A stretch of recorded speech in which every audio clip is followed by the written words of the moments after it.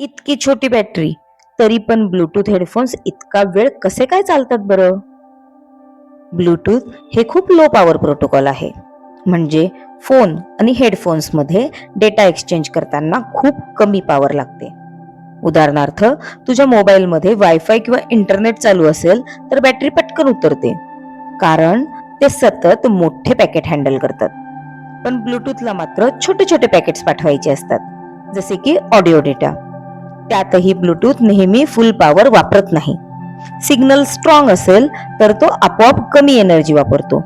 याला म्हणतात adaptive power control. म्हणून बॅटरी छोटी असली तरी ती जास्त काळ टिकते.